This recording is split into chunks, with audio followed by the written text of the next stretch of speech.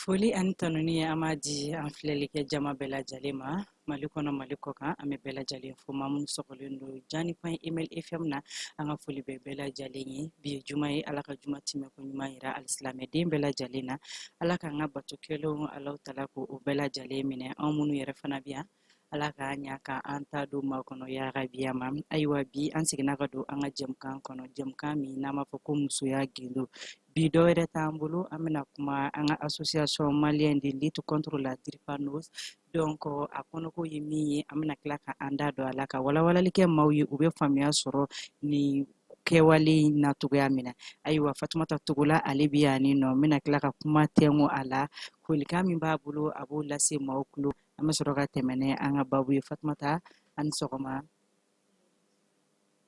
nse kodi baasi kɔni t'i la alhamdulillah ala tan ayiwa an bɛ foli bila an lamɛnbaga bɛɛ la n'an filɛlibaga bɛɛ lajɛlen ma nin wagati in na kosɛbɛ mali kɔnɔ ani mali kɔ kan ala ka lamɛnko ɲuman nɔgɔya n ye a n'a faamuko ɲuman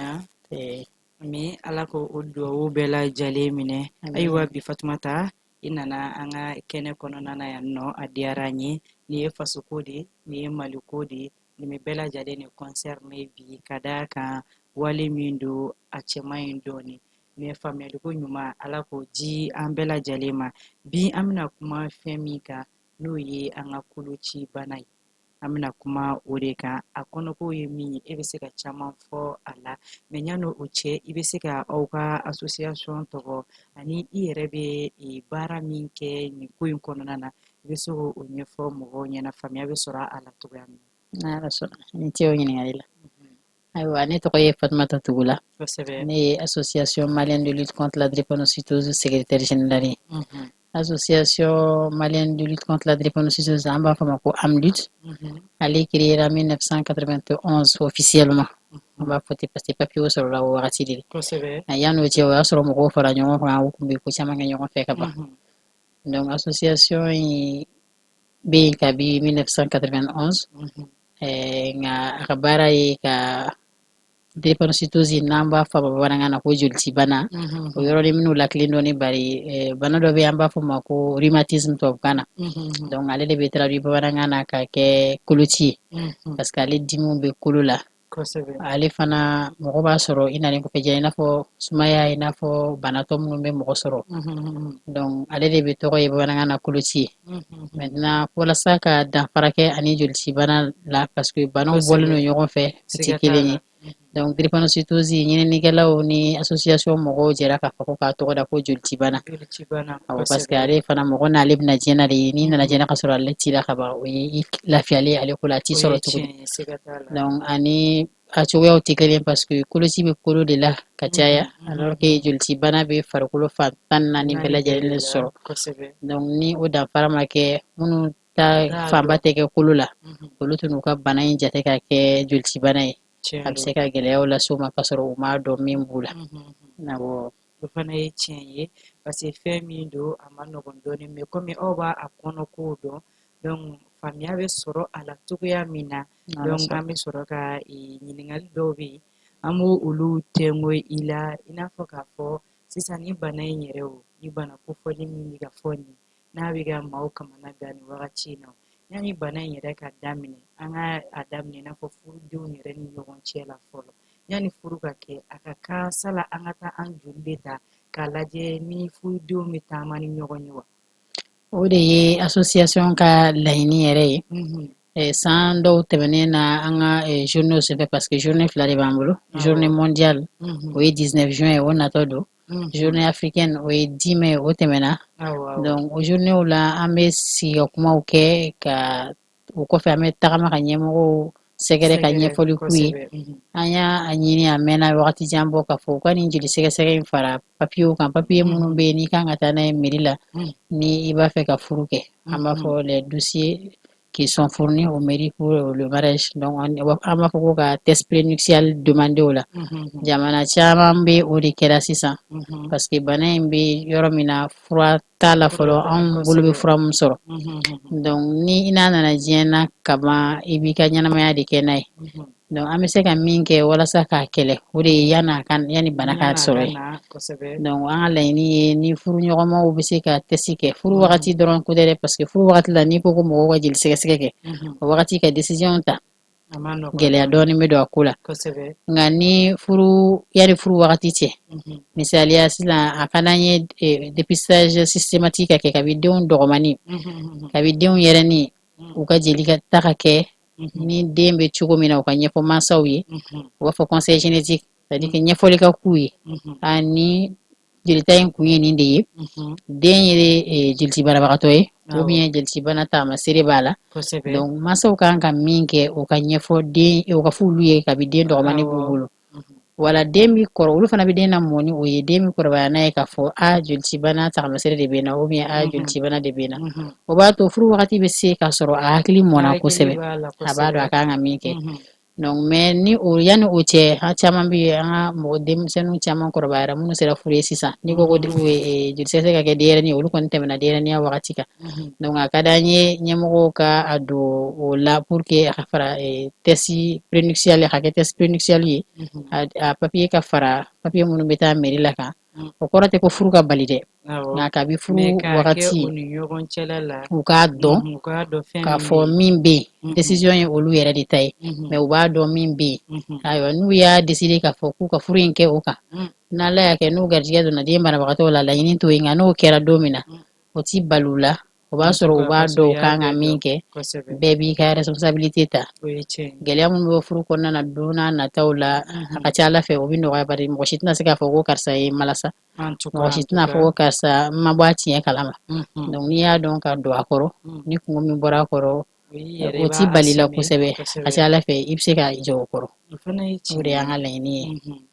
o fana ye cɛ i n'a fɔ i bɛ ka a ɲɛfɔ cogoya min na yani furu wagati cɛ a ka kan i ka joli ta fɔlɔ cɛ ni muso aw ka région aw ka papier de mariage kɔnɔna na a ka dɔn ni bana in de bɛ ou bien ni bana in de tɛ aw kɔni ka sɛgɛsɛgɛli kɛ k'a da aw ka papier kan o la n'aw bɔra kalama ko ni fɛn fila in bɛ aw bɛɛ la donc n'aw y'aw tugu ka furu k'a ka fɛn o fɛn kɔni mana bɔ o la c'est comme aw yɛrɛ ka laɲini de don mais an t'an yɛrɛ lajɛ o yɔrɔ la an bɛ denw de ka côté lajɛ a bɛna kɔlɔlɔ mun lase denmisɛnninw ma o tɛ wa donc faamuya sɔrɔla o la sisan nɔ bana in yɛrɛ o a bɛna cogo di mɔgɔw yɛrɛ ma dɛ ayiwa n'i ye bana in lajɛ ale tɛ komi mura ou bien sumaya ou bien sɔgɔsɔgɔ ko a b'i minɛ i nalen kɔfɛ diɲɛ na de bana min don den n'a bɛ bange komi an y'a fɔ cogo min na tubabukan na u b'a fɔ maladie héréditaire bamanankan na an b'a fɔ ko tiɲɛna bana den bɛ bana in sɔrɔ mansa fila de fɛ o kɔrɔ tɛ k'a fɔ ko il faut que obligatoirement diyagoya mansa ninnu ka kɛ banabagatɔ ye pour que den ka kɛ banabagatɔ ye o tɛ dɛ i bɛ taa sɔrɔ a ka ca yɛrɛ an ka mansaw caman bɛ yen nɔ olu ye porteur de trait de ye a bɛ fɔ min ma ko tagamaseretigi bana in tagamasere de b'u jeli la yɔrɔ o ti dɔn n'i ma jeli sɛgɛsɛgɛ kɛ o tɛ dɔn mɔgɔ tagamatɔ n'i ma jeli sɛgɛsɛgɛ kɛ donc jeli sɛgɛsɛgɛ spécifique min bɛ kɛ ka jeliti bana sɛgɛsɛgɛli kɛ u b'a fɔ ma électrophorèse donc n'i y'o kɛ mansaw b'a dɔn k'olu ye jeliti bana tigilamɔgɔ ye ou bien a tagamasere b'u la walima a t'u la donc ni o tagamaseretigi fila ye den sɔrɔ ɲɔgɔn fɛ ni Ala y'a kɛ den ka dilanni wagatiw la parce que drépanocytose ye bana min ye farikolo dɔ de don den n'a bɛna diɲɛ na de donc den bɛ tali kɛ mansa fila la n'ale ka tata bɛnna bana ma fa la ka tata bɛn bana ma ba la mɔgɔ si ka choix t'o ye mais an bɛ don min na komi bi moyen tɛ mɔgɔ si bolo k'o côté in influencer donc n'o kɛra c'est comme un jeu de hasard n'o kɛra ni den nana diɲɛ na a bɛ na ni bana in y'a la maintenant i b'a dɔn cogo di ko bana bɛ den na i bɛ se k'a dɔn ni jeli sɛgɛsɛgɛ kɛra wala yani bana k'a yɛrɛ yira a bɛ dɔn ko ni bana in b'a la donc don min na ni bana y'a yɛrɛ yira a bɔ bɛ k'a kalama donc ni minnu ma jeli sɛgɛsɛgɛ kɛ den fitinin ninnu a yira k'a fɔ ko bana in symptôme tagamaserew ye min ye o de ye komi dimi bana de don drépanocytose yɛrɛ jolici bana docteur b'a définir a tɔgɔ fɔ k'a fɔ ko dimi bana de don ni maladie de douleur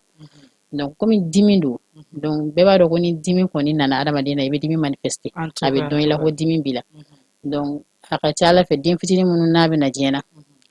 i b'a ye yanni dimi wagati yɛrɛ ɲɛkisɛninw bɛ kɛ nɛrɛ ye a bɛ kɛ jaune ye donc kuma caman mɔgɔw b'a ni sayi ou bien sumaya ɲagami ko ni den ye sumayatɔ de wagati bɛɛ i bɛ sumaya y'a ɲɛkisɛ kan o ye tarasi dɔ ye mais o kɔrɔ tɛ ko ɲɛkisɛ nɛrɛ bɛɛ ye nin ye dɛ mais o bɛ se ka k'a tarasi dɔ ye tɛgɛ faraw ni sen faraw bɛ funu c'est-à-dire que les plantes du pied ani tɛgɛ paume olu bɛ funu donc parce que dimi mana wuli olu bɛ tɔ f'a bɛ kɛ masa dɔw ɲɛna k'a fɔ ko bagama den tɛgɛ fununa an yɛrɛ ka dɔw ye masaw bɛ taa n'a ye dɔgɔtɔrɔso la k'u bɛ tɛgɛ in fara ko nɛn de bɛ sɔrɔ a kɔnɔ o b'a sɔrɔ fosi t'a kɔnɔ tɛgɛ fununen don sen sabara ninnu fana bɛ funu dimi b'a kan wa den bɛ kasi donc n'i y'o kasi in jateminɛ parce que ni dimi b'a kan ale tɛ se ka kuma a b'a ka dimi manifester ni kasi de donc den bɛ kasi masa t'a dɔn malo la dɔw b'a fɔ k'a y'a mugura de a bila denmisɛnninw bolo ou bien a ŋaɲakira de o bɛ taa ka taa tila dimi bɛ farikolo minɛ ka tila ka taa n'a ye mugu samana fɛ yen fo ka taa sama donc parce que a b'olu ɲɛna k'a mugura de o bɛ dɔ fara dimi ni degun kan donc tɛgɛ fara ni sen fara ninnu fununi ka fara ɲɛkisɛ nɛrɛ kan denw kɔnɔbara ninnu bɛ tɔ donc ballonnement a bɛ kɛ mɔgɔw ɲɛna k'a kɔnɔ tɔnen don mais i bɛ taa sɔrɔ docteur b'a fɔ la ko fɛn dɔ de bɛ kɔnɔbara la o bɛ jolikisɛ ninnu minɛ de parce que bana in bɛ jolikisɛ bilenman de la donc o sirikiletɔ la o min bɛ kɛ sababu ye ka fiɲɛ ta ka yaala farikolo fan bɛɛ la donc fɛn dɔ bɛ kɔnɔbara la n'a sera a ma o bɛ se ka u minɛ donc n'ale y'o minɛ kɔnɔni bɛ funu donc n'i ye kɔnɔ tɔnen a bɛ ɲɛna k'a fɔ ko kɔnɔtɔ don olu ye taamasiyɛnw ye mais o bɛɛ kɔfɛ dimi bɛ yen donc an b'o ɲɛfɔ ni mansaw y'o jateminɛ den fitinin na tɛgɛ fara bɛ funu a bɛ kasi ɲɛkisɛ bɛ kɛ nɛrɛ ye kɔnɔbara bɛ funu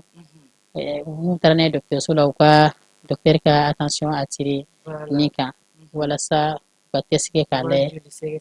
n'a sɔrɔ o de don walima n'a tɛ donc bakuruba fɔla an bɛ se ka min fɔ taamasiyɛnw la fɔlɔ o y'o ye. Bana in filɛ a ma nɔgɔn ja dɛ n'a ye den fitinin sɔrɔ ala de bɛ se k'i bɔ mais bana in yɛrɛ kɔnɔna na aw ka nin bana in sisan i filɛ nin ye ka acte damadɔni fɔ a kɔnɔna na vraiment a ka jugu denmisɛnnin yɛrɛ ma kuma tɛ mɔgɔkɔrɔba ma sisan bana in yɛrɛ bɛ se ka kɛ mɔgɔ la fo ka wagati joli yɛrɛ kɛ dɛ. Jateminɛw y'a yira k'a fɔ ko den an b'a fɔ bana in bɛ se ka manifester daminɛ kabi kalo 6 den dɔw b'u ta daminɛ kab'u ma kalo 6 sɔrɔ yɛrɛ mais docteur kɔni ye jateminɛ très généralement kalo 6 autour de 6 mois ni n'a sɔrɔ den ni bana in nana diɲɛ na bana in bɛ commencer k'a yɛrɛ yira donc mais dɔw ta tɛ kɔn ka dɔn o bɛ dépend farikolo n'a cogoya kama donc mɔgɔw farikolo manifester cogo tɛ kelen donc ni a ma kɔn ka a yɛrɛ yira dɔw bɛ n'a ye fɔ san daminɛ san 10 kɔfɛ fɔ an ye mɔgɔw yɛrɛ ale ko k'ale ka crise fɔlɔ a y'a ye a tilalen kɔ kalan na ka baara daminɛ a taara voyage la service y'a bila ka taa voyage dɔ la a bɛ na ni covid wagati ye covid de y'ale minɛ a y'a sɔrɔ a tɛ Mali kɔnɔ a ye ka taa ni mɔgɔ si ta ma kɛ kelen u ye furakɛli kɛ ka dɛsɛ o ma se ka fɔ u y'a ɲininka est ce que bana lakodɔnlen dɔ b'a la wa a ko k'a ye mais u ye komi Mali kɔnɔna kun tɛ u ye sɛgɛsɛgɛliw kɛ ka taa ye k'a fɔ ko drépanocytose de b'a la jolicibana de b'a la u y'a fɔ a ye donc a kɛra choc 2 de y'ale bolo drépanocytose a t'a dɔn min don ɲɛfɔli kɛra n'a taara internet kan n'a ye question poser jaabi minnu bɛ d'a ma a bɛ dɔ fara a ka jatigɛ kan fa nana dɔw ka association bɛ a yɛrɛ wulila ka taa an sɛgɛrɛ k'a fɔ k'ale mago bɛ ɲɛfɔli ka kɛ sinon k'ale kunkolo yiran kana wuli ale kamana gannen don a t'a dɔn ale yɛrɛ ka ɲɛnamaya bɛna ban don jumɛn k'ale bɛ ka kuma minnu mɛn nin bana in kan tellement a bɛ mɔgɔ lasiran donc si a ka ca ala fɛ a 80% bɛ se k'u ta ye denmisɛnninya kɔnɔna na mais dɔw bɛ yen olu ta bɛ se ka mɛn ka sɔrɔ a m'a yɛrɛ yira awɔ bana in a ma nɔgɔn o la est ce que bana in yɛrɛ kɔnɔna na i n'a fɔ parce que n ka recherche dɔw la dɔw b'a fɔ ko ni bana in b'i la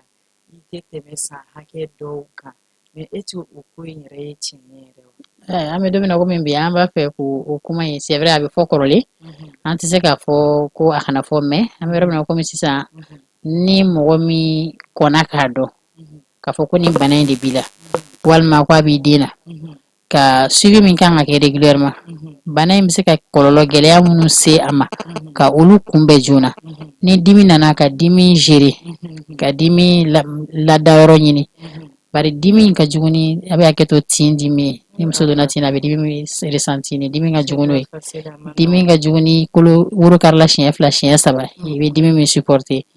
ni dimi ka jugu n'o ye drépanocytaire dɔ ko dimi bɛ komi n'i ye mɔgɔ ka fini bɔ a la k'a jɔ ko wara ka sogo waranga ka bɔ a la dɔɔni k'i bɛ dimi min ressenti ko dimi bɛ se ka comparer o de ma donc dimi ka bon kosɛbɛ kosɛbɛ yɛrɛ de donc ça fait que a ma nɔgɔn a supporter ma nɔgɔn donc dimi bɛ se ka mɔgɔ faga un coup donc dimi kɔfɛ gɛlɛya wɛrɛw bɛ yen parce que bana in bɛ joli de la jeli de dun bɛ fiɲɛ ta ka taa farikolo yɔrɔ bɛɛ n'a ma se ka circuler ka se yɔrɔ min na o bɛ gɛlɛya sɔrɔ donc farikolo fan 14 bɛɛ bɛ gɛlɛya sɔrɔ o bɛɛ de bɛ drépanocytaire ka ɲɛnamaya exposé o de kama fɔlɔ ni kuma gansan kun tɛ dɛ ni banabagatɔ ninnu kun tɛ mɛn si la mais an bɛ yɔrɔ min na komi sisan science développé donc gɛlɛya wɛrɛ minnu bɛ se ka na farikolo tɔ dɛsɛ ka fara jolitibana in kan n'i kɔnna k'a dɔn dɔgɔtɔrɔ bɛ se k'i dɛmɛ ka olu bali k'olu éviter maintenant ni bana in yɛrɛ commencera ka yɛrɛ manifester i n'a fɔ ni douleur la u kan ka min kɛ pour que ka dimi in fana atténuer joona o fana solution b'u bolo donc o de la an b'a fɛ sɛgɛsɛgɛliw ka kɛ dépistage ka kɛ depuis denw fitinin mansaw ka kunnafoni sɔrɔ u b'a dɔn u bɛ den ninnu tɔbɔtɔ cogo min na parce que bana in dɔrɔn tɛ bana in bɛ banabagatɔ dɛsɛ ɲɛnamaya ko bɛɛ la bon n'i ma bɛn ni mansa ye min b'a ɲini ka bɔ o kalama a bɛ kun ɲɛna ko den ye fugari de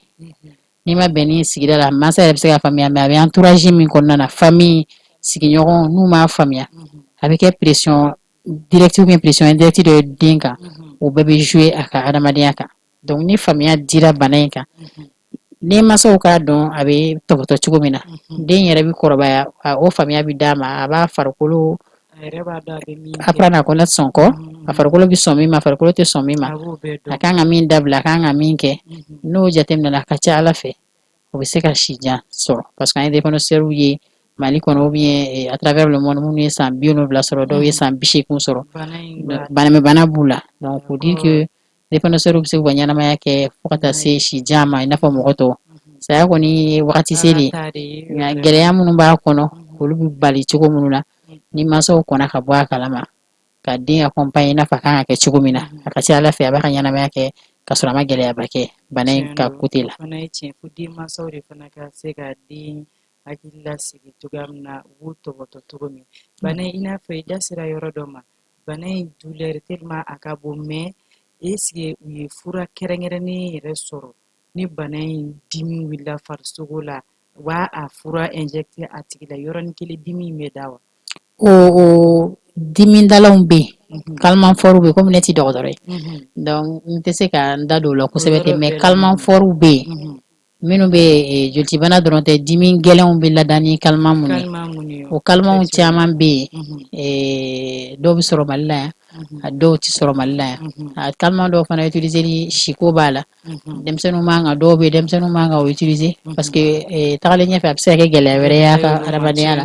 donc a dɔw bɛ sɔrɔ Mali la yan dɔw tɛ sɔrɔ Mali la yan nka ni dimi wulila n'u y'o calmant ninnu kɛ a ka ca Ala fɛ dimi bɛ da nka o calmant ninnu fana kɛra problème ye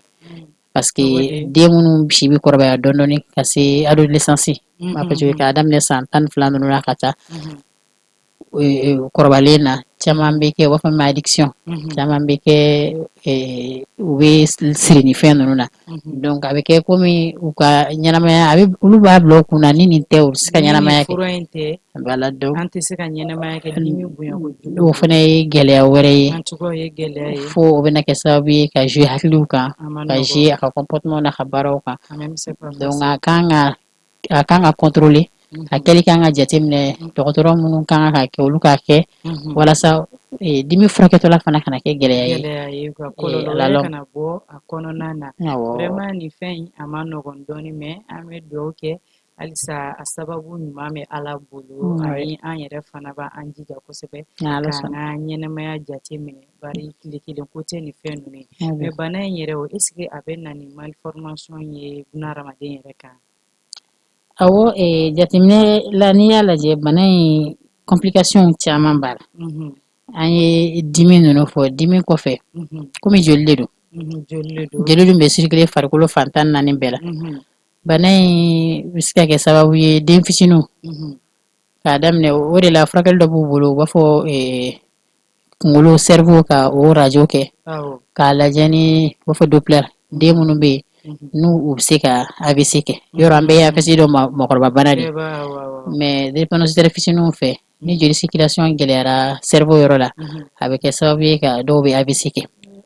bon n'u ye AVC kɛ dɔgɔtɔrɔ min kan ka n'u taara di dɔgɔtɔrɔ ma dɔgɔtɔrɔ min kan ka u kunbɛn n'ale ma dɔn a kan ka min kɛ joona fana n'ala ma fara den n'a somɔgɔw kan a den ninnu caman bɛ ta bɛ kɛ paralysie totale bɛ yen dɔw bɛ fan dɔw paralysie locale fan dɔw de bɛ paralyser mais an ye den dɔw ye minnu farikolo fan 14 bɛɛ paralyser la u tɛ se ka sigi u ka ca ni san 10 ye u tɛ se ka sigi u yɛrɛ ye bana in kɛra sababu ye u ye AVC min kɛ donc a jouera farikolo kan donc u dalen de bɛ tilen den bɛ ladon a ba fɛ komi denyɛrɛnin a bɛ couche de falen den na sanga ni waati bɛɛ a tɛ se ka kuma a tɛ se ka dumuni ta ka don a yɛrɛ da kɔnɔ hali ni dumuni bɛ kɛ a da kɔnɔ wagati bɛɛ dumuni b'a sara parce que a tɛ se ka dumuni dun cogo dɔn donc a ka dumuni fanba ye fɛn jimaw ye an bɛ jamana min kan ni se tɛ mɔgɔw ye ni den kɛra t'i bolo o dun na bana ma ban dɛ bana in bɛ toujours mais bana in nin fara a yɛrɛ kan a ladonni bɛ gɛlɛya masa bolo den bɛ to a ba bolo a bɛ se san 10 san 15 ma wagati min na a ladonni ma nɔgɔn fiyewu parce que san 15 den tɛ se ka foyi kɛ a bɛ bamuko la komi den fitinin a ladonni ma nɔgɔn o ye kɔlɔlɔ dɔ ye bana in kɔlɔlɔ dɔ wɛrɛ ye bana in bɛ se ka kɛ sababu ye ka tɔgɔkun ɲimi tɔgɔ donc a bɛ an sin ninnu bura ɲimi n'a ye an sin ɲimi ɲimini daminɛ solution fana fosi t'o la fɔ intervention o bɛ opération de kɛ opération min bɛ kɛ o bɛ prothèse de don prothèse da ka gɛlɛn opération da ka gɛlɛn bon o k'a fɔ ko complication kɛra ko ye bana bannen a ye bana in bɛ toujours chaque fois crise bɛ se ka wuli dimiw bɛ tila ka na tuguni parce que bana in kɔni n'ale nana diɲɛ na i ka ɲɛnamaya bana de don donc tɔgɔkolo mana ɲimi opération bɛ se ka se fɔ 1,500,000 a dɔgɔyali tɔgɔ kelen tɔgɔw kɔfɛ fana bana in bɛ kamankolo ɲimi a bɛ ɲimini min kɛ tɔgɔkun na a bɛ se k'o ɲimini fana kɛ kamankolo la donc o ye complication filanan ye n bɛ se ka min fɔ ka fara jolici bana in kɔlɔlɔ ye kamankolo ɲimi an ka musomanin dɔw bɛ yen u tɛ se ka selfie kɛ u tɛ se k'u bolo kɛ ka téléphone kɔrɔ ta u bɛ photo ta parce que kamankun in kɔni fanga de b'a la dɔw bɛ yen u tɛ se ka dumuni ta n'o bolo in ye k'a don u da kɔnɔ walima n'u b'a kɛ a bɛ kɛ gɛlɛya bɛɛ kɔnɔna na o ye de k'a fɔ i n'a fɔ u m'a dɔn joona de wa hali n'a dɔnna joona a bɛ tila ka nin k'i la i bɛ ka furakɛli kɛ hali n'a dɔnna joona ni prise en charge efficace tɛ prise en charge kan ka kɛ cogo min na n'o dɔnnen tɛ a bɛ se ka ninnu k'i la parce que a dɔnni dɔrɔn tɛ n'i y'a dɔn il faut que i k'a dɔn i kan ka min kɛ i man ka min kɛ o ye kɔlɔlɔ filanan ye an bɛ kɔlɔlɔ sabanan min bɛ o de ye bana in bɛ se ka mɔgɔ ɲɛ fiɲɛ du jour au lendemain k'i kɛ fiɲɛtɔ ye du jour au lendemain parce que a bɛ joli de la ni a gɛlɛya kɛra veine minnu bɛ ɲɛkisɛ la ni parce que n da ma se ma o de ye bana in bɛ jolikisɛ bilenman de la u b'a fɔ min ma tubabukan na ko globule rouge donc bana in b'o de la donc ale normalement ale ye forme ye korilen a bɛ se k'a yɛrɛ déformer k'a yɛrɛ lasama k'a yɛrɛ fara ɲɔgɔn kan mais anw fɛ yen ni drépanocyɛriw fɛ yen a tɛ se k'a yɛrɛ lasama ka tila ka segin a cogoya la tugun n'ale y'a yɛrɛ lasama circulation senfɛ n'a bɔra o veine fɛ n'a ko k'a b'a fara ɲɔgɔn kan nɔ na a tɛ se donc n'o déformelen cayara o la dugu dɔ la u b'a fɔ ko bana in ye namasa bana ye parce que jeli forme bɛ kɛ komi namasa i n'a fɔ croissant lunaire donc n'a kɛra ten n'a bɛ circulation na a bɛ bloqué a bɛ komi n'i ye raccord ta sisan k'i bɛ bi bila a kɔnɔ yɔrɔ a bɛ woyo ka taa fɔ n'i ye raccord kɔrɔ ta a bɛ jigin ka taa mais n'i ye raccord ta k'i bɛ namasa don a kɔnɔ a tɛ se ka don donc n'a ye namasa forme ta kelen tɛ fila tɛ a bɛ nɔrɔ ɲɔgɔn na donc a bɛ circulation bali n'o kɛra ɲɛ yɔrɔ la fana o fana bɛ se k'i fiɲɛ mais n'o y'a sɔrɔ i bɛ suivi régulier kɛ chaque 6 mois drépanocytaire kan ka taa ɲɛ lajɛ chaque 6 mois donc k'a lajɛ n'i y'a sɔrɔ gɛlɛyaw commencera ka sigi ɲɛ veiniw la wala ɲɛ furakɛlibagaw bɛ fɛn dɔ kɛ u b'a fɔ ko laser mais yanni ka se laser ma u bɛ angiyo de kɛ o yɛrɛ angiyo machine ma ca Mali la Bamakɔ yɛrɛ a ma ca kuma ti Mali kɔnɔna ma donc n'u ye angiyo kɛ ka joli in cogoya dɔn ɲɛ la ɲɛ cogoya dɔn veiniw cogoya dɔn n'o y'a sɔrɔ gɛlɛya bɛ yen u bɛ laser in programmer ka sɔrɔ ka veine ninnu neutraliser pour que a kana péter ɲɛ kɔnɔ bari n'a pétera ɲɛ kɔnɔ o ye ɲɛko bannen donc o ye bana in kɔlɔlɔ dɔ ye a bɛ se k'i fiyɛ suko ani dugusɛjɛ cɛ bana in bɛ jouer denmisɛnnin ka croissance ka fitinin n'i y'a jateminɛ banabagatɔ ninnu n b'a fɔ ko belebele janmujanw t'u la de olu bɛ yen mais a caman bɛ yen a b'u kɔsɔ ne yɛrɛ taara fo ka se lycée la tagafe kelen min kɛ ne ka complet donc a bɛ jouer banabagatɔ ka croissance kan a n'a filanw tɛ kɛ hakɛ kelen donc o bɛ jouer den yɛrɛ k'a ka ɲɛnamaya kɔnɔna na fɔlɔ denmisɛnninya kɔnɔna na denmisɛnnin tɔw bɛ se ka kɛ denkɛrɛfɛ fosi tɛ kun e la ne yɛrɛ ka cɛbani filɛ n'a ni tɔw bila fɔ e ka bɔ yen nɔ n'a ye fɛn dɔ kɛ dɔrɔn i ka bana bɛ wuli a bɛna fɔ ko anw de y'a lawuli a tɛ kun a la bon ni den ma o faamuya intérieurement psychologiquement a bɛ jouer a ka ɲɛnamaya la ekɔliso la fana ni denmisɛnnin dɔw bɛ qui sont violents olu de bɛ tɔw minɛ a bɛ kɛ sababu ye k'ale bila kɛrɛfɛ parce que a b'a fɔ a ye karisa sen bɔ an ka ko la kalan bɛ nege bɔ a la bon ekɔliso la fana karamɔgɔw fana olu caman m'a faamuya a bɛ se yɔrɔ ma fɔ ekɔliso dɔw b'a fɔ an ka denmansaw ye ko a ye taa n'aw denw ye fan wɛrɛ fɛ anw tɛ se parce que aw ka ko ka ca donc gɛlɛya o ye bɛɛ bɛ se ka kɛ gɛlɛya dɔ mais ka segin ka na complication na bana in bɛ se ka kɛ sababu ye ka organe interne i n'a fɔ rein i n'a fɔ foie i n'a fɔ cœur farikolo kɔnɔna na ɲɛti minnu ye a bɛ se ka kɛ sababu ye ka gɛlɛya se olu bɛɛ ma donc o ye complication dɔ ye ka fara o ka cɛbani fitininw u b'a fɔ fɛn dɔ ma ko priapisme donc a bɛ se ka n'o o ye cɛbani sɔrɔ ni a ma taa dɔnbaga fɛ yen n'a a furakɛli ma teliya ani min ka kan k'o k'a la wagati la den ka ɲɛnamaya bɛ don bɔgɔ la cɛmani bɛ bɔ a lamɛnbaaw ka hakɛ to a na filɛbaw ka hakɛ to mais a bɛ jouer a ka hadamadenya kan toute sa vie donc o ye gɛlɛya belebeleba dɔ ye min bɛ yen ni baw kan ka bɔ a kalama ni den cɛmani fitinin k'a fɔ ko a donna an b'a fɔ tubabukan na érection o ka nɔgɔn ni bamanankan ye n'i ye den cɛmani donna en érection e dun b'a dɔn ko denmisɛnnin de don n'ala ma far'i kan den yɛrɛ b'a dugumasa la parce que maloya ko don ale fitinin ni ɲɔgɔnna bɛ k'ale la donc ni ba y'o jateminɛ walima ni a kɛrɛfɛmɔgɔ min y'a jateminɛ aw ka teliya ka taa n'a ye dɔgɔtɔrɔso la aw ka teliya ka ji caman d'a ma n'aw ni dɔgɔtɔrɔso ma diya k'a la tagama kosɛbɛ ka se dɔgɔtɔrɔso la k'a ɲɛfɔ dɔgɔtɔrɔ ye n'o y'a sɔrɔ e b'a dɔn ko drépanocytaire don yɔrɔ prise en charge bɛ teliya mais ni e t'a dɔn ko drépanocytaire don i taara dɔgɔtɔrɔ min fɛ yen n'ale hakili fana ma s'o ma parce que an bɛ yɔrɔ min na komi sisan banabagatɔ somɔgɔw dɔrɔn tɛ association bɛ dayɛlɛ don min kama hali dɔgɔtɔrɔw yɛrɛ tun tɛ bana in dɔn donc o ni banabagatɔ ni n'a taara dɔgɔtɔrɔso la u bɛ mansaw ɲininka ko ni bana wulila aw b'a kɛ cogo di dɔgɔtɔrɔ yɛrɛ bɛ mansaw ɲininka o la mais sisan dɔgɔtɔrɔw kɔni bɛ yen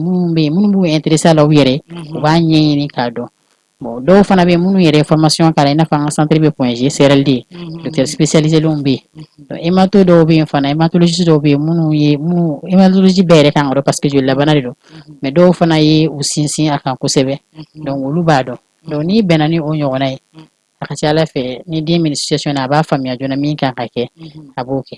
donc o ye bana in kɔlɔlɔ dɔ ye an bɛ se ka min fɔ ka fara an ye kɔlɔlɔ minnu fɔ kan awɔ vraiment Fatumata nin bana in ni ma nɔgɔn a kow ka ca fo k'a fɔ ka a kow ka ca nin ye fɛn min n'a cɛ ka jugu et puis fana an bɛ se k'a fɔ aw mago bɛ matériel dɔw la pour matériel min bɛ se ka a to aw bɛ aw ka ɲɛnamaya kɛ cogoya min na donc il faut que Mali autorités ka wuli k'u jɔ parce que bana min don bana dennin tɛ quoi même bana fitinin tɛ hali n'a kuma fɔra e yɛrɛ min ye muso i bɛ siran i b'a fɔ ne nin ye i sɔrɔ n bɛ se k'an yɛrɛ bɔ a la cogoya jumɛn n'a ye n den sɔrɔ n bɛ n yɛrɛ bɔ a la tɔ donc cela veut dire que ni kan ka ta ka bila an ka fɛn caman kɔnɔ an bɛ don min na i ko bi n'a sɔrɔ ko mɔgɔba minnu tulo bɛ an na aw mago bɛ matériel fɛn o fɛn na k'a kan ka kɛ sababu ye ko denmisɛnninw bɛ se ka kisi ni bana in kɔlɔlɔ caman ma donc il faut que u ka wuli k'u jɔ kosɛbɛ nin ko in na parce que n'i y'a ye bi an ye émission sigi a kan a ko cayara de a ko cayara et puis fana bana in bɛ ka warakata sisan kosɛbɛ i n'a fɔ i y'a fɔ cogoya min na fɔlɔ ko mɔgɔw tun tɛ a dɔn ten mais sisan i b'a sɔrɔ mɔgɔ caman de bɛ yen u bɛ nin bana in dɔn mɔgɔ caman yɛrɛ ne yɛrɛ fitinin b'a kuma tuma mais sisan ka jugu ni fɔlɔ ye donc an bɛ weleweleda se an ka Mali autorités ma an bɛ weleweleda se an ka président fana ma n'a ye an ka nin video in sɔrɔ maa minnu fana bɛ ka a lajɛ olu fana ka se ka video in cari cogoya min na u bɛ se ka video in lase an ka lakana tigilamɔgɔw ma pour que nin ye fɛn min n'a a ka cɛ ka jugu quoi ne mu b'a a fɔ ten cogoya la bari e ye fɛn caman fɔ nin kɔnɔna na n'o ye mɔgɔ sɔrɔ i ka ɲɛnamaya tiɲɛna mɔgɔ bɛ den sɔrɔ a k'i nafa dɛ n'i ye den sɔrɔ k'a fɔ k'a kɛra banabaatɔ ye tan a kuma ka ca wari min bɛ sɔrɔ bɛɛ bɛ ka bɛn den ka charge ma yɔrɔ a kuma kɔni ka ca donc an bɛ dugawu de kɛ dɔrɔn ala ka a ɲa ka a d'a ma an bɛ se ka min fɔ donc ni bana in yɛrɛ fana n ye recherche dɔw fana kɛ ni bana in kan dɔw b'a fɔ k'a bɛ dɔ joli caya i n'a fɔ k'a bɛ dɔ joli dɔgɔya olu bɛɛ bɛ sɔrɔ format jumɛn de fɛ olu ye format sugu jumɛn ye i ni ce o ɲininkali la Mayi mais yanni n ka o ɲininkali jaabi i bɔra ka min fɔ sisan vraiment o de ye anw ka laɲini ye furakɛlikɛyɔrɔ ka cari ka se Mali fan bɛɛ n'i y'a ta k'a lajɛ sisan an ka CCRF bɛ Mali fan bɛɛ CCRF kan ka kɛ n'i ma fili communes bɛɛ la a bɛ hali an ka région kɔnɔnaw la minnu bɛ ka surun banabagatɔw la donc an ka laɲini ye ni ɲɛmɔgɔw tulo banna u ka nin furakɛlikɛyɔrɔ dayɛlɛ o CCRF ninnu na i n'a fɔ par exemple ta diabète ni hypertension kan n'i ye diabétique ye sisan n'i bɛ Bamakɔ yan yɛrɛ i besoin tɛ ka taa Banatukɔrɔ ka taa i ka suivi kɛ CCRF min b'i kɛrɛfɛ dɔrɔn i bɛ taa i ka suivi bɛ kɛ i ka fɛn bɛɛ bɛ kɛ ni i bɛ région na fana i besoin tɛ ka segin ka na fɔ Bamakɔ i bɛ yɔrɔ min b'i kɛrɛfɛ i bɛ taa i ka suivi bɛ kɛ yen i ka fɛn bɛɛ bɛ kɛ donc an ka laɲini fana ye fɔlɔ a tun bɛ fɔ drépanocytose ma ko maladie rare i n'a fɔ i y'a fɔ cogo min na tigilamɔgɔw kun man ca nka sisan furu kɛra kunfɛ mɔgɔw ye furu kɛ traitigiw caman ye furula ɲɔgɔn ma denw du kelen kɔnɔ drépanocytaire 2 ni 3 bɛ yen an ka association membre dɔ bɛ yen drépanocytaire 7 de b'a bolo donc n'i y'a lajɛ drépanocytaires cayara donc maladie rare tɛ tuguni an mago bɛ an ka docteur minnu bɛ former kabi médecine na drépanocytose ka kɛ hali généraliste a ka kalan drépanocytose la a bɛ se ka min kɛ n'a taara Mali yɔrɔ min na n'a ni drépanocytaire bɛnna a bɛ se ka min kɛ a ka furakɛli la ka se k'o kɛ o kɔfɛ a ka d'an ye DEU bɛ k'an fɛ u b'a fɔ diplôme universitaire État ye minnu former ka ban ani n'a bɛna minnu former a ka politique bila en place a bɛ se ka minnu utiliser cogo min na n'u bɛ se ka bila CCRF la u ni CERAD bɛ baara kɛ ɲɔgɔn fɛ CERAD ye centre de recherche point min bɛ recherche kɛ drépanocytose kan ani an ka banaw bɛ furakɛ donc ni u ye olu équiper fana i ye minɛnw fɔ cogo min na parce que hali ni ye unité dayɛlɛ ni équipement t'a bolo a tɛ se ka baara kɛ an ka CCRF min filɛ Lafiyabugu alhamdulila bi ale bɛ furakɛli kɛ ka fara CRLD ka Bamakɔ yan mais malheureusement ale ta tɛ don o don ye don dama de don dɔgɔkun kɔnɔna na donc a ka d'an ye u mago bɛ baara minɛ min na u ka d'u ma u ka se mɔgɔ hakɛ min fana kan ka to yen u ka kɛ yen pour que u ka se ka baara kɛ wagati bɛɛ parce que drépanocytose filɛ nin ne bɛ se ka tila an ka baara bɛɛ la ka taa n da ka sunɔgɔ k'an to sunɔgɔ la dɔrɔn dimi bɛ na wuli 1h du matin 2h du matin 3h du matin dimi wagati kelen t'a la donc n'o y'a sɔrɔ docteur ka baara ye lundi k'an bɛ mardi la ne b'a kɛ cogo di n b'a kɔnɔ fɔ lundi prochain ou bien n'a ka prochaine séance ye mercredi n b'a kɔnɔ fɔ o la wa yanni o cɛ est ce que gɛlɛyaw tɛ bɔ a kɔrɔ Fatimu i filɛ ka nin yɔrɔ min fɔ il faut que u ka faamuya docteurw ka côté la i filɛ nin ye k'i da to yɔrɔ min na dimi tɛ wuli kuma kelen t'a la a bɛ se ka wuli mardi a bɛ wuli sɔgɔma a bɛ wuli sufɛ an bɛ segin a kan toujours u ka an ka laɲini ye mun ye docteurso bɛɛ la mɔgɔ ka sɔrɔ mɔgɔ min bɛ se ka nin bana in mɔgɔ min b'a dɔn mɔgɔ min ye spécialité nin ko in na et puis fana matériel fana ka bila matériel mun n'a a bɛ se ka nin banabaatɔ ninnu dɛmɛ cogoya min na donc il faut que sɔni ka turu nin na o tɛ se k'a fɔ ko à chaque fois ko lundi dɔrɔn ko an bɛ taa nin jolici bana in bɛ kɛ nin don kelen na n'o kɛra donc a sata bɛ caya n'a balota ye a kuma ka ca a sata de bɛ caya ni balota de ye il faut que ni bɛ ka min fɔ n'u tulo b'an na u ka se k'a lajɛ u ka yɛlɛma don dɔɔnin nin côté in na quoi parce que bana cɛjugu don an kɔni bɛ an ka laɲini y'o ye ni ala ni ala kira sɔnn'a ma ko nin video in sera ka cari ko diɲɛmɔgɔ y'a ye a ka ca ala fɛ an ka laɲini ye min ye an bɛ se k'o fana sɔrɔ n'ala sɔnna ka fara o kan a ka d'an ye fana an ka karamɔgɔw ka former bari drépanocytaire ka ca n'i y'a lajɛ i b'a fɔ trait drépanocytaire ye 12% de la population ye 12% ka ca dɛ o yɛrɛ ye kɔrɔlen de o statistique ka ca ni san 10 ye bi donc an bɛ don min na komi bi a cayara ka tɛmɛ o kan donc olu fane jamanaden dɔ de ye laɲini ye n'u kɔrɔbayara u ka se k'u yɛrɛ ta u ka se ka dɔ kɛ jamana jɔli la mais n'a taara ye k'a fɔ k'olu tɛ se ka fɛn kɛ bana y'u bali ka kalan kɛ bana y'u bali ka métier dɔ kalan bana y'u bali ka kɛ indépendant ye financièrement u ka se k'u yɛrɛ insérer socialement donc olu bɛ kɛ u ka duw ka doni ye ils deviennent des fardeaux de la famille u bɛ kɛ jamana ka doni ye olu ti contribuer mais olu bɛ de contribuer ka dɔ fara fantanya de kan mais olu tɛ dɛmɛ kɛ ka jamana du bɔ nɔgɔ la kuma tɛ ka se jamana yɔrɔ ma donc ni an ka karamɔgɔw sera ka lafaamuya nin bana in na u k'a dɔn ni banabagatɔ minnu b'u bolo u fana mago bɛ dɛmɛ dɔ de la walasa don n'a nataw la u ka se ka u yɛrɛ ta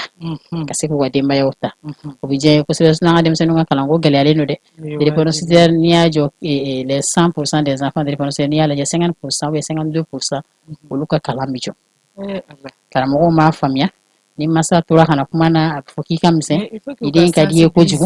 a ka yir'u la fɛn min don fɛn cɛjugu de don ne den kɔni taara ekɔli la a bɛ fɛ ka fɛn dɔ de faamuya mais ne maître yɛrɛ fana ko k'ale to o faamu donc bana min de don ci à chaque fois i tɛ se k'a fɔ k'i b'a denmisɛnnin sugu bugɔ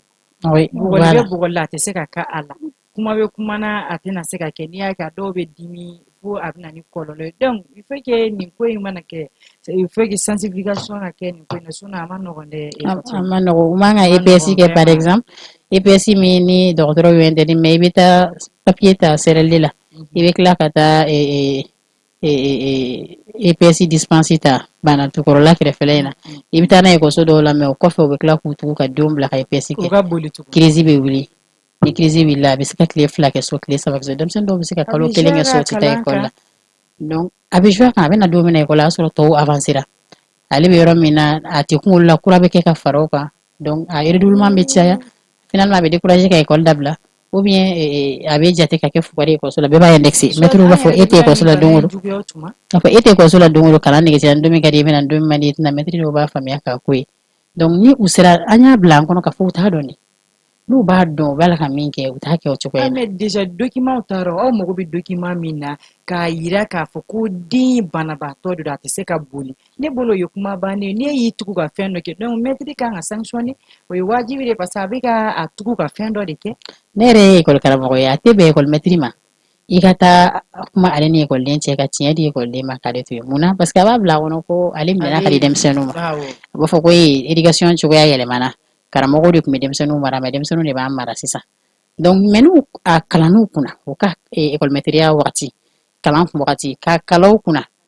ka tila ka ɲɛfɔli min bɛ kɛ u bɛɛ ye denbatigiw de ye o ni test bɛ kɛ dɔgɔtɔrɔso la ka porteurs ni maladies bɛɛ ka conseil discipline don dɔ la u bɛ passer conseil discipline fɛ ou bien u ni mɔgɔ bɛ kuma min passera conseil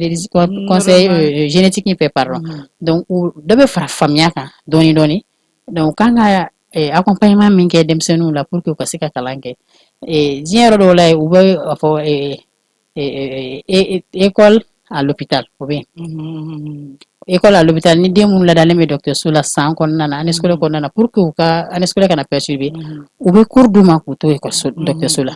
ne yɛrɛ ka écoledenya na ne bɛ n ka 6e misi fo misi tun bɛ bɔ a ka so diɲɛ don o don wula fɛ ne école jiginna a bɛ na tɛmɛ an ka so a bɛ na cours minnu kɛra ne kɔ a bɛ na ka n'a ɲɛfɔ n ɲɛna ne masaw tun bɛ n ka leçon recopier n ye ni dimi wulila parce que ni bolo dimi wulila bolo bɛ funu e bɛ biki minɛ cogo di ka sɛbɛnni kɛ bon maître dɔw bɛ yen olu tana de ye mɔgɔ wɛrɛ ka sɛbɛnni kɛ école ka cahier kɔnɔ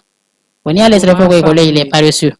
a yɛrɛ tɛ se ka leçon sɛbɛn mais n'i y'a faamuya ko bana de don don minnu n'a tiɲɛ o don na pour que a kana bila retard la mɔgɔ y'a bila à jour n'a nana ni maître ye faamuya tigi ye a bɛ leçon minnu kɛra ko a b'a ɲɛfɔ ye ni maître ka ko man gɛlɛn parce que bɛɛ n'i ka problème fana don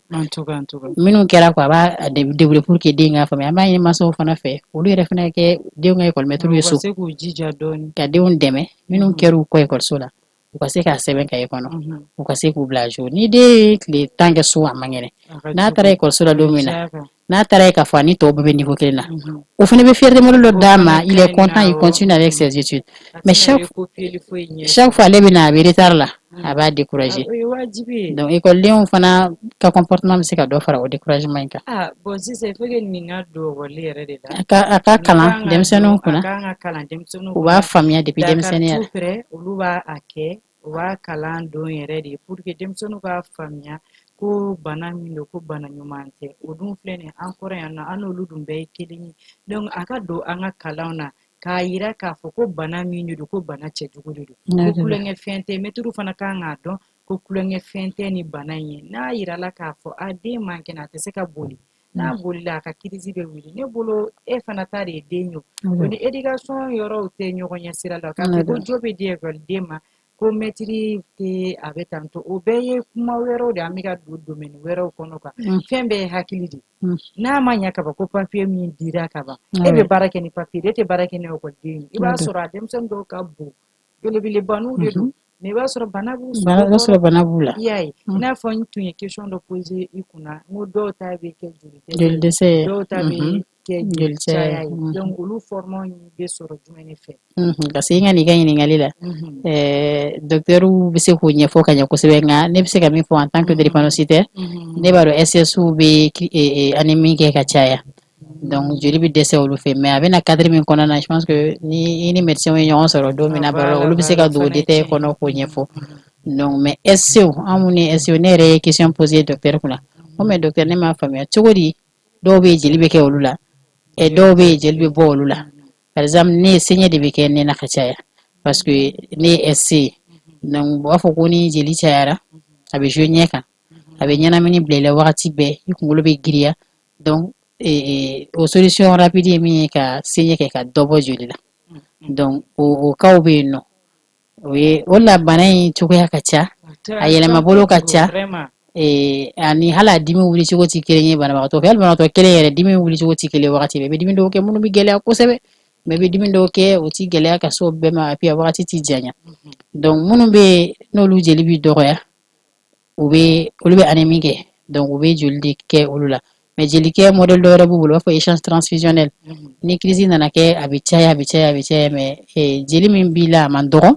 mais i mago bɛ jeli ɲuman na donc u bɛ min kɛ u bɛ dɔ bɔ ka dɔ don parce que n'u ye dɔ wɛrɛ don a kana caya ka tɛmɛ u bɛ dɔ bɔ i la ka sɔrɔ ka jeli don o yɔrɔ la an b'a fɔ ko drépanocytaires mago bɛ joli la kosɛbɛ an b'a ɲini maliyɛnw fɛ vraiment an ka joli di kɛ fara an ka tabiyaw dɔ kan bari drépanocytaires ka crise mana se yɔrɔ dɔ la joli bɛ fara an ka furaw kan donc joli dun tɛ dilan joli dilan usine tɛ jeli bɛ ni min taara donneur ye donc n'i ye joli di docteur ka fɔ la joli di tɛ kɔlɔlɔ foyi si joli dibaga ma fɔ n'a sɔrɔ bana dɔ b'i la kɔrɔlen sinon n'i ka kɛnɛ n'i ye joli di a tɛ fosi tiɲɛ ye donc o joli dun an b'a ɲini mɔgɔw fɛ vraiment mɔgɔw ka joli di fara o tiw kan parce que don n'a nataw la bɛɛ mago bɛ jɔ jeli la an y'a faamuya maliyɛnw n'a bamakɔ yan ka caya jelidilaw bɛ yen donneurs bɛ yen a caman mais caman bɛ yen olu t'a dɔn yɛrɛ ko jeli bɛ di fɔ ni don min na n'u ka mɔgɔ donna jeliko gɛlɛya kɔnɔ u bɛ sɔrɔ k'a dɔn ko joli kan ka di donc vraiment an bɛ o message fana passer yan k'a ɲini mɔgɔw fɛ k'a fɔ joli di ka ɲi e yɛrɛ min bɛ jeli di ma jeli di fana n'i y'a di i bɛ niw de kana i bɛ niw de sauver awɔ o fana ye tiɲɛ ye i n'a fɔ i y'a fɔ cogoya min na bange-desa bɛ yen nɔ mɔgɔw bɛ taga joli di à chaque fois ne yɛrɛ tun b'a dɔn u bɛ taa n'a ye u bɛ carte di donc hali n'i ka mɔgɔ yɛrɛ bɛ yen nɔ ko ni bana sugu b'a la n'i taara joli ɲini na dɔrɔn u b'a ta k'a d'i ma parce que déjà e degelen b'a la k'a di mɔgɔw ma ten fisabililayi donc an bɛ dugawu de kɛ dɔrɔn nin ye fɛn ye fɛn min ni a cɛ ka jugu dɔɔnin quoi sisan nɔ Fatimu pour an kan ka fɛn o fɛn fɔ an ye on a dit l'essentiel en un mot donc an bɛ se ye mun ye dɔrɔn an bɛ weleweleda de kɛ an ka faamaw la k'a yira k'a fɔ ko nin ye bana min n'a cɛ ka jugu wa fana ko an mago bɛ fɛn na n'o ye matériel de an mago bɛ matériel de la et puis fana an mago bɛ a ka bila dɔgɔtɔrɔso fan 14 bɛɛ lajɛlen na ni bana in bɛ maa o maa na i k'a sɔrɔ k'a médecin dɔ kɔni bɛ yen nɔ mun bɛ se ka occuper a tigilamɔgɔw la cogoya min na ka jigisigi kumaw fana fɔ u ɲɛna o tɛ tiɲɛ ye parce que an ye dɔw ka intervention mɛn u b'a fɔ ko ni bana b'u denw na n'u taara dɔgɔtɔrɔso la u tɛ jate u bɛ to pɛrɛn-pɛrɛn na u kunna i b'a sɔrɔ den bɛ degun na olu yɛrɛ min ye denmansa olu yɛrɛ fana bɛ o degun kelen na k'a fɔ an ka dɔgɔtɔrɔw ɲɛna an ka dusuman jɔ mɔgɔw kɔrɔ nin côté ninnu na quoi n'i y'a sɔrɔ fana ko an ka faamaw fana tulo b'an na waritigiw ma ban jamana in kɔnɔna na n'i ye fɛn o fɛn kɛ i ka jamana ye ala b'i sara n'o de ye o tɛ tiɲɛ ye k'a fɔ président fana ɲɛna tuguni ka d'a kan a ka lajɛ kosɛbɛ a ka nin ko in ta ba la nin ko in kan ka ta ba la cɛ y'o fɔ muso m'o fɔ nin kan ka ta ba la parce que fɛn min kɔni tɛmɛna 12% na kɔni donc o tɛ kulonkɛ fɛn ye tuguni donc o ye a bɛ fankelen na ka ban déjà donc an bɛ dugawu de kɛ a bɛ maa minnu na halisa ala ka lafiya di u ma donc sisan nɔ e yɛrɛ ka kuma kuncɛ kuma na i bɛ se ka jumɛn de fɔ nin ko in kan ayiwa an bɛ foli bila an dɛmɛbaga bɛɛ ma ka da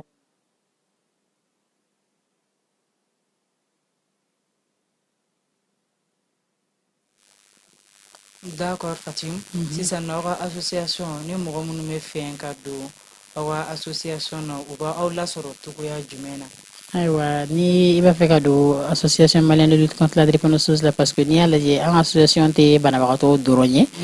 ka b'a tɔgɔ sigi kuma o miirilaw la ko association malienne de lutte contre la drépanocytose ma fɔ association des drépanocytaires mais ko association de lutte contre la drépanocytose donc i kɛra banabagatɔ ye o i kɛra banabagatɔ somɔgɔ ye o i kɛra dɔgɔtɔrɔ ye o i kɛra mɔgɔ ŋaniya ɲumantigi bɛ diɲɛ baara o baara la n'i b'a fɛ ka kɛ association ye membre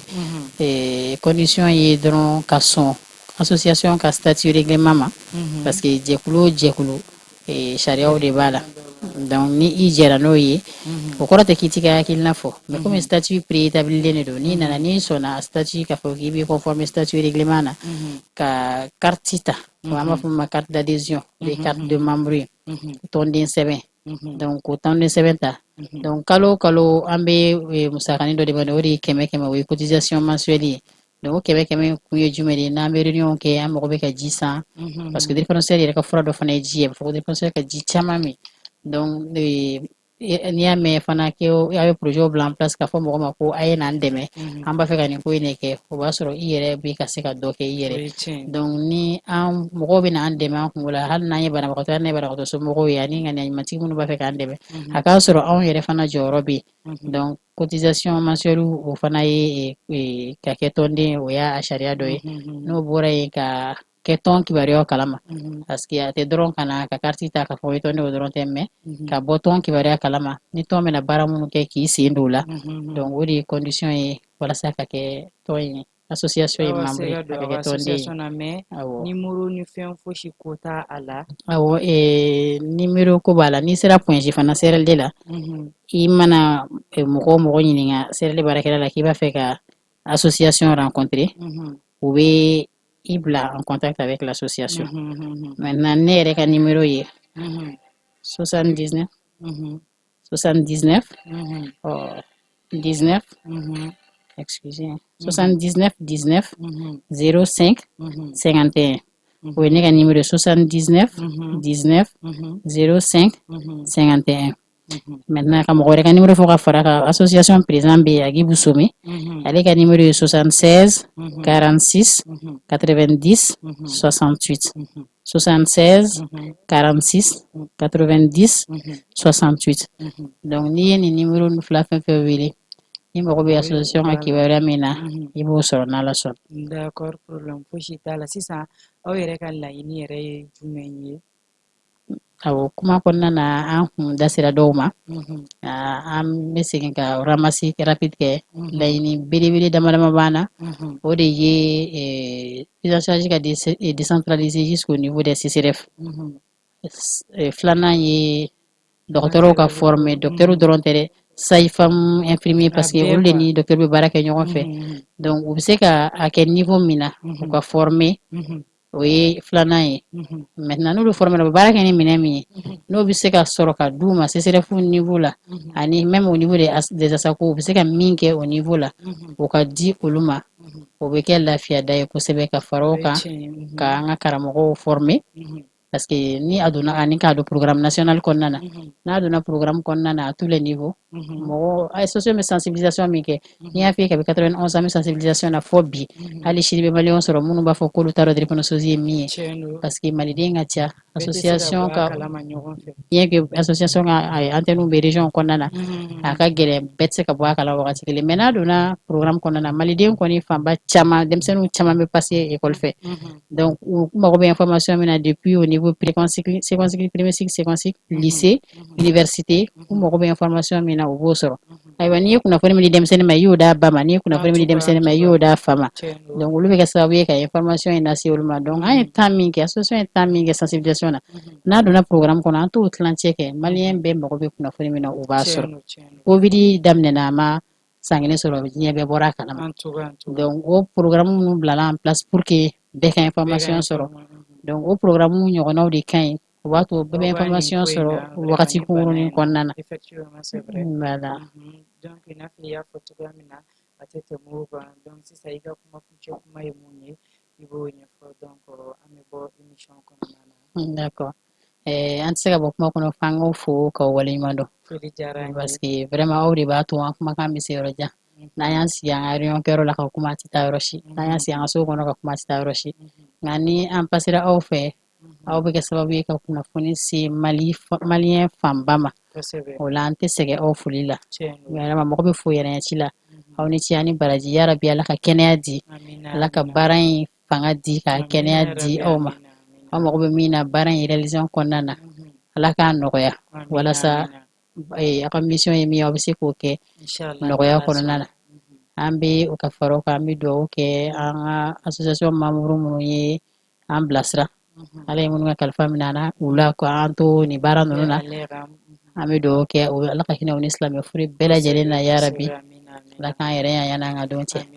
ala ka kɛnɛya d'an bɛɛ lajɛlen ma sabu ɲumanw caya ala ko kɛ kira kanu kama sallallahu alaihi wa sallam ka lamɛnbagaw bɛɛ fo kosɛbɛ bɛɛ lajɛlen tulo b'a la i n'a fɔ i y'a fɔ cogoya min na vraiment merci à vous aussi parce que n'i y'a mɛn i bɛ ka wuli ka na i jɔ e kelen tɛ o i tɔw de bɛ yen nɔ donc an bɛ dugawu de kɛ halisa ala ka a ɲa ka a d'an ma minnu tulo b'an na k'u bɛ ka an lajɛ nin waati in kɔnɔna na u ka se ka an ka nin video in cari ka taa diɲɛ seleke 4 bɛɛ lajɛlen na pour que nin bana in fana ka se ka lakodɔn cogoya min na an mago bɛ fɛn minnu fana na an ka se ka a sɔrɔ nin bana in kɔnɔna na an bɛ dugawu de kɛ yarabi ma ala ka bɛɛ lajɛlen nɔgɔya nin ye dan sigilen ye an ka bi émission na an bɛ ɲɔgɔn sɔrɔ yan vendredi wɛrɛ ni ala ani kira sɔnn'a ma bɛɛ lajɛlen bye bye